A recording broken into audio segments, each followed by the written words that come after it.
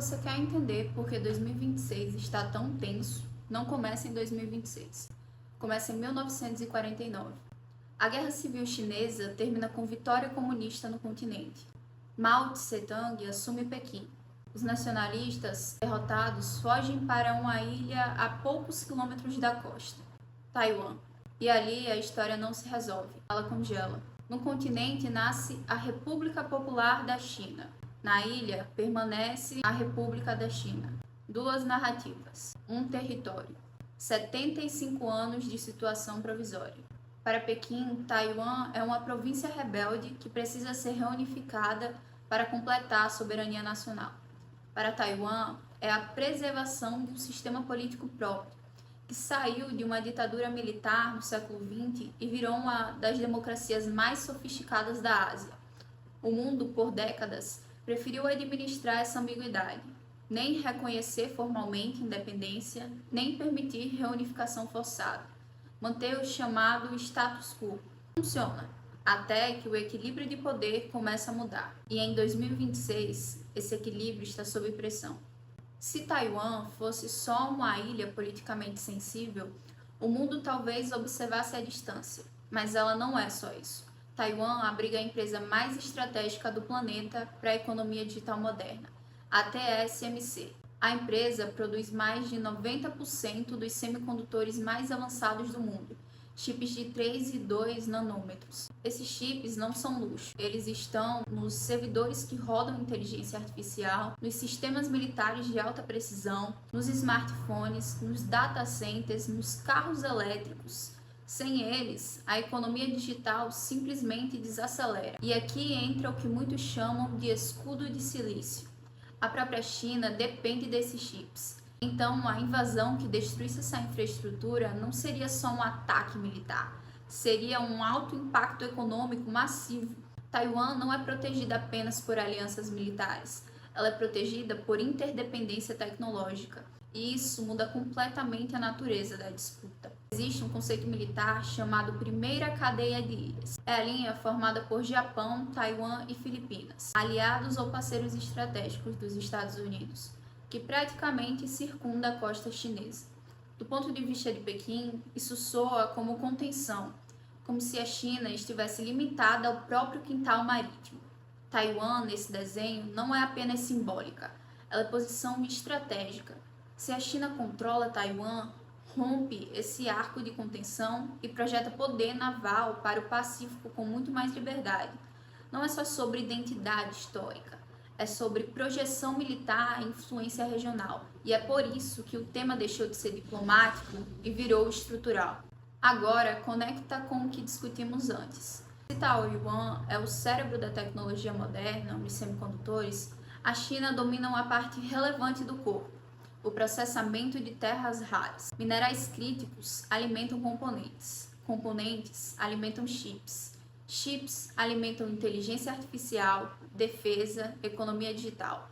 A tensão de 2026 existe porque Estados Unidos e a Europa perceberam que dependem demais dessas duas pontas. Por isso, surgiram políticas públicas e industriais como o Chips Act americano, incentivando fábricas domésticas de semicondutores. Isso, a corrida por mineração fora da China, é uma reorganização de cadeia global, não é protecionismo aleatório.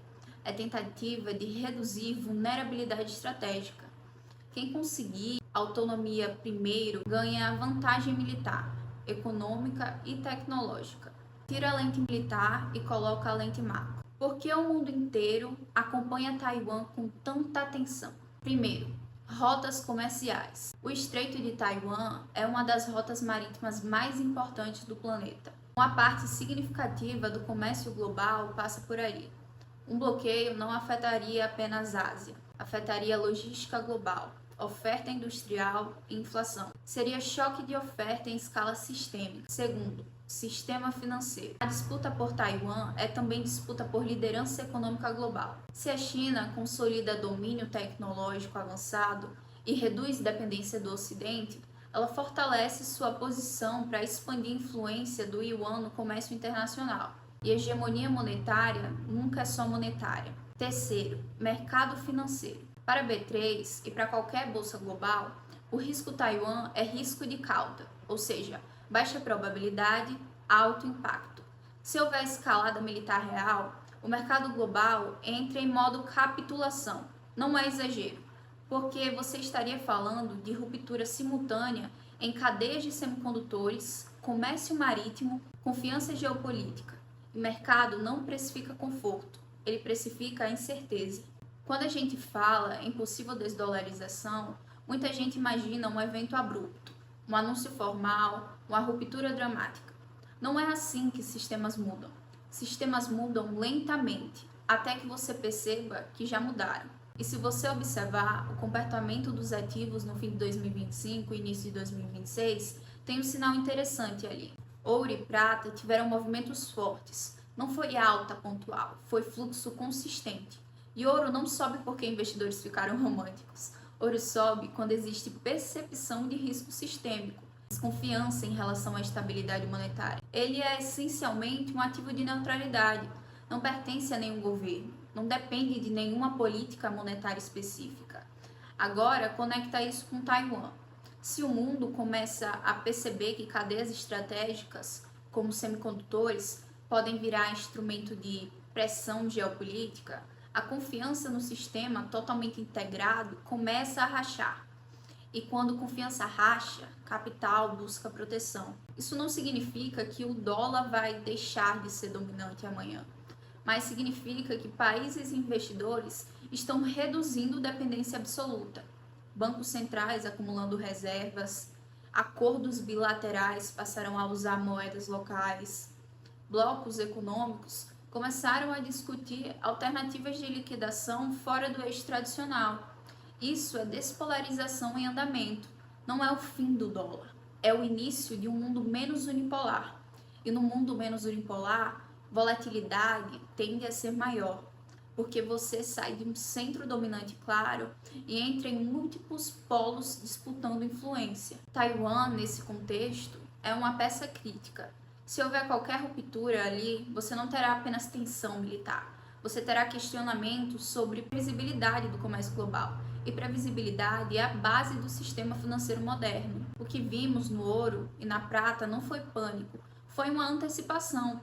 Foi o mercado dizendo, eu não sei exatamente o que vai acontecer, mas eu quero proteção. E quando proteção começa a ganhar fluxo, é porque algo estrutural está sendo reavaliado. Quando falamos em fragmentação do sistema, não é teoria, é um movimento concreto. Os BRICS deixaram de ser apenas um fórum político e começaram a ganhar a dimensão econômica mais estratégica. BRICS nos últimos anos, especialmente ali entre 2025 e início de 2026, o grupo ampliou membros e intensificou discussões sobre comércio em moedas locais, sistemas próprios de compensação financeira e redução da dependência do dólar em transações bilaterais.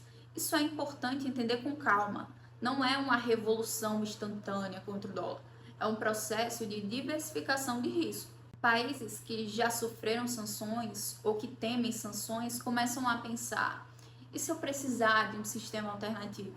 Então surgem acordos energéticos liquidados em moedas locais, surgem mecanismos paralelos ao SWIFT, surgem bancos multilaterais tentando ganhar mais autonomia. Nada disso derruba o sistema atual de imediato, mas tudo isso reduz a concentração de poder.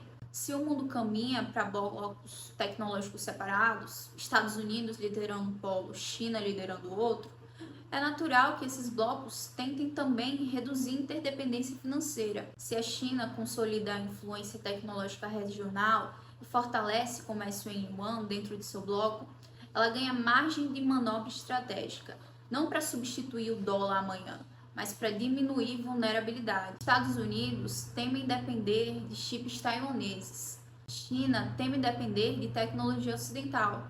BRICS temem depender exclusivamente do sistema financeiro dominado pelo dólar. Percebe o padrão? Não é guerra declarada, é redução de dependência. E redução de dependência global significa um mundo menos integrado e potencialmente mais volátil, porque integração cria eficiência, mas também cria confiança. Quando a confiança se fragmenta, você entra numa fase de ajuste. O mundo está caminhando para uma estrutura mais multipolar, menos dependente de um único centro tecnológico financeiro. Então, o investidor também precisa sair da lógica de concentração. Durante décadas, o jogo foi relativamente simples: dólar forte, Treasuries como porto seguro, tecnologia americana como eixo de crescimento. Agora, o cenário começa a ficar mais distribuído. Não significa abandonar o dólar, significa não depender exclusivamente dele. Primeiro, ativos reais. O movimento de ouro e prata no fim de 2025 e início de 2026 não foi um surto. Foi uma sinalização de que parte do capital global está buscando proteção contra risco sistêmico. Ter uma pequena parcela em ativos descorrelacionados, como ouro, não é pessimismo, é gestão de risco. Segundo, diversificação geográfica. Se o mundo caminha para blocos econômicos mais definidos, faz sentido ter exposição além do eixo tradicional. E aqui entra algo interessante. Mesmo em meio a tensões globais, vimos movimentos fortes na B3. Algumas altas foram explosivas, especialmente em setores ligados a commodities e exportadores. Isso acontece porque, em momentos de reorganização global, países ricos em recursos naturais voltam a ganhar relevância estratégica. O Brasil não controla chips, mas ele controla o agro, a energia e minerais.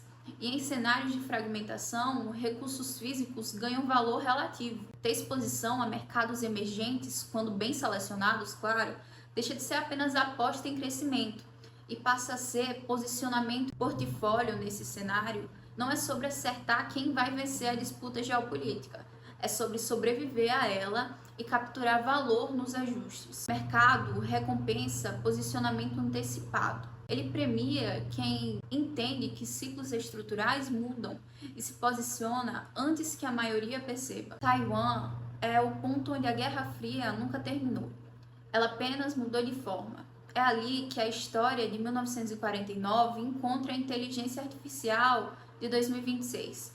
Entender Taiwan não é estudar política externa, é entender como geografia, tecnologia e capital se cruzam. O Brasil participa desse jogo como fornecedor de base mineral e potência agrícola. Mas enquanto não desenvolvermos estratégia própria de alta tecnologia, continuaremos dependentes das decisões tomadas em Pequim, Washington ou Taipei. Terras raras são corpo, chips são cérebro. E quem controla corpo e cérebro não apenas cresce, define o ritmo do século. No próximo capítulo, a pergunta deixa de ser quem tem o poder e passa a ser quem está realmente preparado para sustentar esse poder no longo prazo. Eu sou Ruth Gabriele, estudo economia e ficamos por aqui.